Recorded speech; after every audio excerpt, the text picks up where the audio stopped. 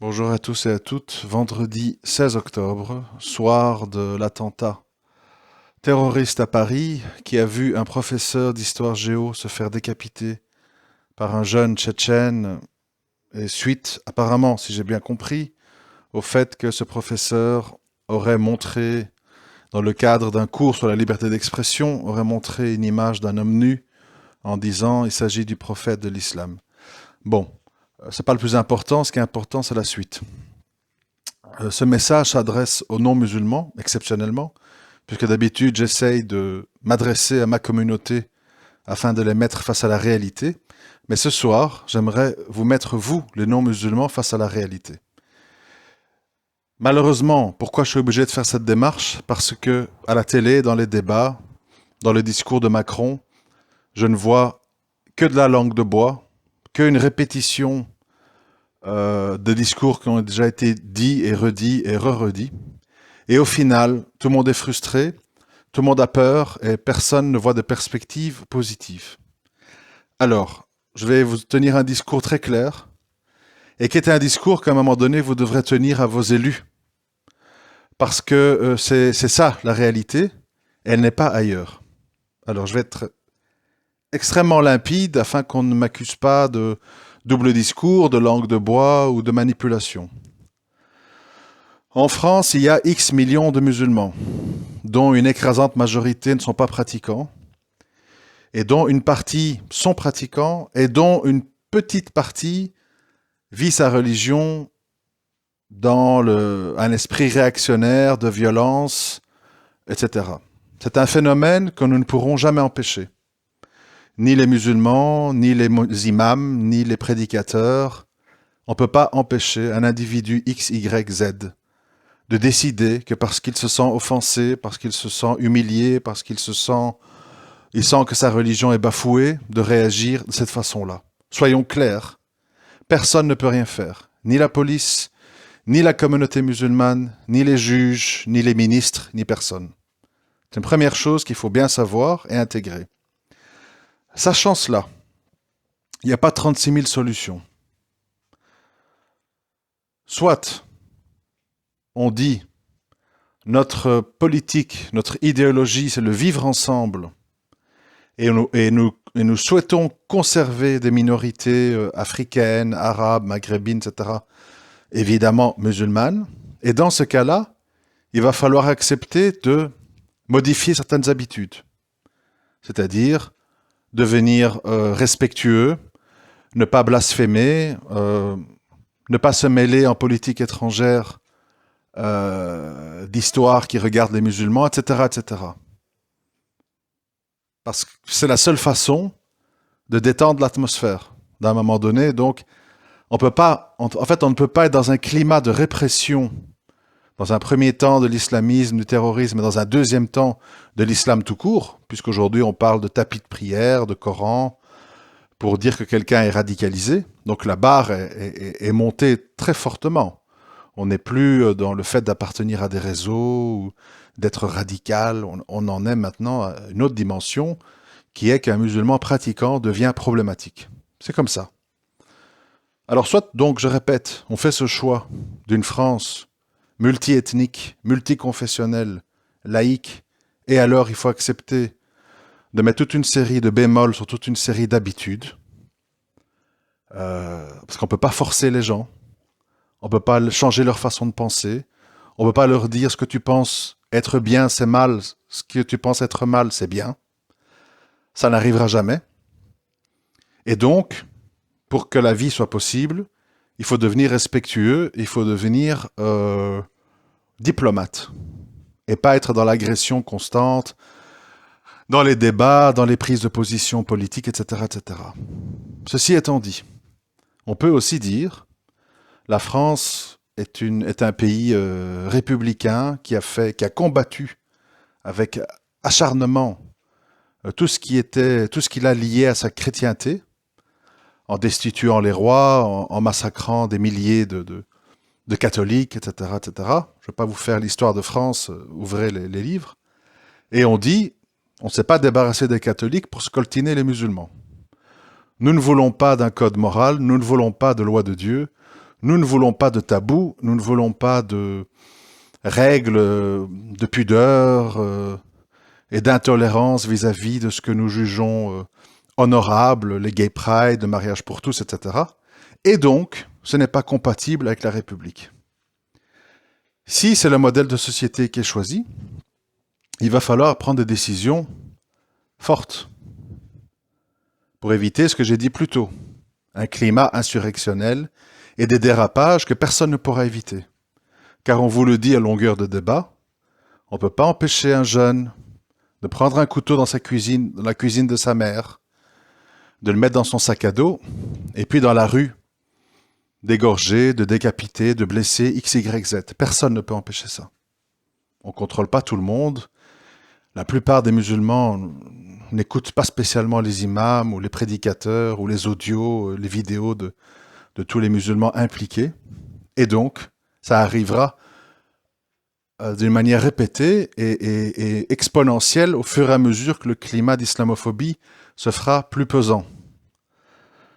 Et donc, si on n'est pas prêt à la diplomatie, si on n'est pas prêt au respect, si on n'est pas prêt à se censurer sur certaines choses pour éviter de faire des vagues, c'est un choix que je respecte, mais alors il y a des décisions difficiles qui doivent être prises.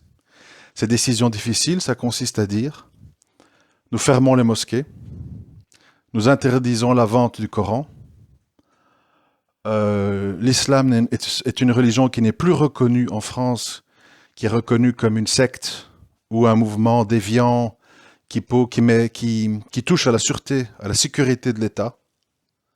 Et tout musulman pratiquant sera enfermé, déporté, d'une façon ou d'une autre. Voilà. Le tableau qui est devant vous, si on vous parle franchement, c'est celui-là. Il ne faut pas mentir, il ne faut pas dire aux gens oui mais l'islamisme, c'est pas l'islam. Il n'y a pas. Parce que ce qu'on nomme dans vos médias islamisme, c'est en fait l'islam des pratiquants. Vous voyez, le voile, la barbe, ne pas serrer la main, tatitata, la mixité, l'homosexualité, ce sont des choses qui sont liées à l'islam. Et quand un maghrébin n'est pas comme ça, c'est tout simplement parce qu'il n'est pas un musulman pratiquant. Éric Zemmour l'a plusieurs fois dit, face à Michel Onfray, par exemple. Quand on parle de... Moi, je connais des musulmans qui boivent, moi, je connais des musulmans tolérants, qui n'ont rien contre les homos, qui prient pas, etc. Ce ne sont pas des musulmans, ce sont des maghrébins. Entendons-nous bien sur les mots. Donc, ce qu'on nomme islamisme, radicalisme, c'est en fait islam.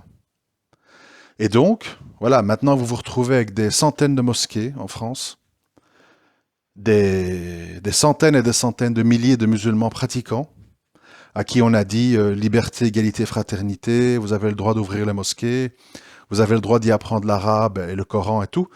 Et puis maintenant on dit, si vous y apprenez un peu trop le Coran et l'arabe, on va tout fermer et on va déclarer ces associations et ces mosquées hors la loi. Donc on saute d'un pied sur l'autre en fonction de comment vient le vent, d'une élection à l'autre, suivant à quel niveau se situe le Front National dans les sondages. Et on vous prend en fait tous pour des imbéciles. Et donc l'équation, je la répète, elle est très simple. Soit on décide qu'on veut vivre ensemble et on décide de ne plus blesser l'autre, ou on dit non, pas question, on ne s'est pas débarrassé des cathos pour se coltiner les musulmans, et alors vous prenez des mesures claires. On ne commence pas à ouvrir des mosquées à 5 millions d'euros avec des milliers de gens qui viennent, dans lequel, je tiens à vous le dire, vous n'êtes peut-être pas au courant. Quand on vous dit les mosquées radicales, on ferme les mosquées radicales, on ne tolère pas tous les discours de haine, etc. Vous savez pourquoi c'est complètement faux? Vous savez pourquoi on vous ment? Je vais vous le dire tout de suite. Saviez-vous que tous les ramadans, dans toutes les mosquées de France, on récite l'entièreté du Coran dans ce qu'on appelle les prières de Tarawih? Ce sont les prières qui viennent après la prière de la nuit et qui visent à réciter tout le Coran divisé en 30 jours, en 30, comme on dit, hizb, etc., morceaux du Coran. Dans le Coran, il y a toute une série de versets, toute une série de sourates. Si elles sont traduites en français et qu'elles sont toutes lues, qui sont inacceptables au regard des droits de l'homme, de l'égalité homme-femme, du vivre ensemble, etc., etc. Donc, ça veut dire que toutes les mosquées où on prie la prière Taraweeh et donc on récite le Coran, à un moment donné, sont une forme de mosquée radicale. Appelons un chat un chat. Et donc, que va-t-on faire? À chaque attentat, on va pleurer, la République réagira, on ne laissera pas passer. Et puis ça recommence, ça recommence, ça recommence, ça recommence. Parce que vous avez toujours quelqu'un à Strasbourg, à Nantes, à Toulon, à Marseille, à Grenoble, à Clermont-Ferrand, à Orléans, qui pète les plombs, qui se sent vexé, qui se sent humilié, et qui décide de faire sa petite action de son côté. Et personne ne pourra jamais rien y faire. Ni les musulmans, ni les autorités. Donc, il n'y a que deux seuls chemins. La tolérance, la diplomatie, le vivre ensemble, le respect et l'acceptation de se censurer sur certains sujets et de mettre en place des accommodements raisonnables afin de faciliter ce vivre ensemble, ou la sévérité, mais alors la sévérité totale, qui passe par ce que j'ai déjà dit, fermeture des mosquées, interdiction du Coran, et déclarer l'islam comme religion qui porte atteinte à la sécurité de l'État. Voilà la réalité. Je tenais à vous le dire, parce que vous allez malheureusement pas l'entendre, ni de la bouche des musulmans modérés, ni de la bouche des islamophobes, ni de la bouche des politiciens, parce que personne ne veut entendre la vérité. On veut vous balader, faire semblant que vous êtes en sécurité, que tout est sous contrôle, etc. Ce n'est pas vrai. Comme je vous l'ai dit, et je le redis, on ne pourra jamais empêcher un jeune, un vieux, un homme, une femme, d'origine africaine, converti, arabe, maghrébin, de tout d'un coup décider qu'il veut passer à l'action, avec les moyens du bord. Un couteau, une bonbonne de gaz, que sais-je moi, de l'acide, une voiture bélier pleine d'essence. Et alors quoi? On va tous chaque fois hurler, et tous les musulmans vont trembler, et on va voter des nouvelles lois islamophobes, et la tension va s'accentuer, et on aura chaque fois de plus en plus d'attentats en réponse à tout ça. C'est pas une vie, c'est pas une solution. Maintenant, il faut une solution claire. La répression totale ou l'acceptation du vivre ensemble. Réellement, c'est-à-dire avec respect et avec une certaine forme, et la fin de la propagation de tous les discours provocateurs. Charlie Hebdo, machin, débat incessant sur le voile des femmes et compagnie. Voilà, moi je voulais vous le dire, j'espère que vous pouvez méditer là-dessus.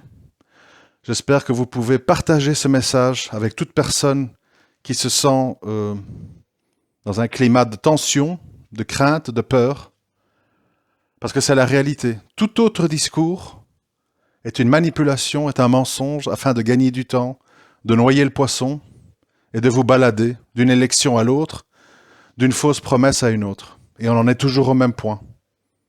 Toujours au même point. Et plus on va être dans des lois restrictives, mais pas radicales, juste restrictives, plus le sentiment de frustration va aller grandissant chez certains musulmans, qui vont péter les plombs. Et quand ils vont péter les plombs, tous les musulmans en auront les conséquences. C'est inévitable. Donc, il faut clairement choisir une politique claire afin que on sorte de ce schéma infernal, de ce labyrinthe abominable où tout le monde est lésé, tout le monde est mécontent, parce qu'aujourd'hui, si vous prenez la température sur les réseaux sociaux, les musulmans se sentent bafoués, ils subissent des perquisitions, ils se plaignent, ils veulent aller à la Cour européenne des droits de l'homme, ils sont chaque fois plus réprimés par rapport à leur voile, à leur désir d'avoir des lieux de prière, etc., etc. Ils se plaignent, ils sont pas bien. Et tous les Français anti-islam sont de plus en plus furieux de subir des attentats, de vivre dans un climat de peur, de subir tout ça en plus du Covid et de la crise économique, etc. Tout le monde en a marre. Tout le monde est au bout du rouleau. Et donc, il faut des solutions drastiques. La tolérance totale, avec des aménagements raisonnables, ou la fin de tout. La fin de toute permissivité envers l'islam. Et c'est un musulman qui vous le dit, pour le bien-être de tout le monde. Parce que tant que les musulmans, je vais vous dire pourquoi je dis ça. On va dire qu'est-ce qui motive ce type à dire ça. Je vais vous le dire pourquoi. Et je vais conclure là-dessus. Nous avons, nous les musulmans, une secte qui s'appelle les frères musulmans, qui est occupé à honteusement manipuler toute la communauté musulmane en leur faisant croire qu'ils peuvent vivre leur islam pleinement en France, que les lois les protègent et que en allant en justice et en allant à coups d'avocats et de procédures judiciaires, vous pourrez au forceps faire que les musulmans aient leur place en France. Ces gens aspirent des millions d'euros, ces gens lobotomisent des centaines de milliers de musulmans, c'est eux qui ont le plus d'abonnés sur leur page YouTube et dans leur mosquée, c'est eux qui récoltent le plus d'argent, parce qu'ils jouent ce jeu vicieux qui consiste à mentir aux musulmans, afin d'en profiter économiquement. Et après, quand il y aura des vagues d'islamophobie, des rafles et des solutions dramatiques, évidemment, ils s'en laveront les mains, ils seront dans leur appartement à Dubaï, dans leur riad à Marrakech ou à Alger, et ils laisseront tous leurs fans qui ont cru en eux au milieu des décombres, des règlements de compte et des tragédies. Et donc, moi j'estime que c'est criminel de mentir aux gens, même si ça vient de musulmans, surtout si ça vient de musulmans, et qu'à un moment donné, il faut un discours clair. Ou le français fait le choix de vivre ensemble, et dans ce cas-là, ça peut bien se passer, ou on veut être dans la répression, et alors il faut une répression totale afin que les musulmans n'espèrent plus, comme ils le font actuellement, pouvoir mener une vie de musulmans en France. Ce que leur promettent les frères musulmans, en leur disant, si on s'infiltre en politique, si on vote, si on influence les élus, etc., on va pouvoir devenir un lobby d'influence comme les juifs, et donc il faut jouer cette carte-là.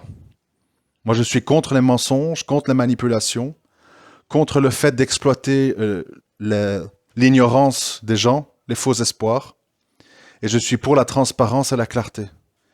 Et la transparence et la clarté, ça passera soit par des choix législatifs du vivre ensemble et du respect des croyances d'autrui, soit par une répression totale afin que les gens n'aient plus l'espoir et décident de partir vivre dans un endroit plus à même de respecter leur religion et ne plus espérer un hypothétique islam de France bricolé et promis par les frères musulmans dans le but de leur soutirer de l'argent, afin d'agrandir leur mosquée, de les pousser à aller voter pour X, Y, Z afin d'asseoir leur pouvoir. Voilà ma motivation. Et aussi parce que j'ai une certaine compassion envers tous ces Français que je vois dans les débats qui sont interviewés et tout, qui sont sidérés, qui ne comprennent pas, qui ne savent plus quoi faire, qui voient que maintenant ce ne sont plus des groupes terroristes structurés avec des entraînements, des armes lourdes et tout, mais plutôt des jeunes avec des couteaux, et donc on ne sait absolument rien faire, et tout le monde leur dit qu'on ne sait rien faire. Et je me dis, on ne peut pas continuer comme ça. Il faut à un moment donné parler clairement aux gens, il faut arrêter de mentir, et d'attendre qu'on arrive qu'on arrive à être dans un climat totalement irrespirable. Parce qu'à ce moment-là, il y aura des décisions excessives qui seront prises, et ça sera trop tard pour tout le monde. Je vous remercie de m'avoir écouté. Si vous pensez que c'est utile, je vous suggère de partager ce message avec les gens sincères qui veulent entendre une voix sincère. Merci, à très bientôt.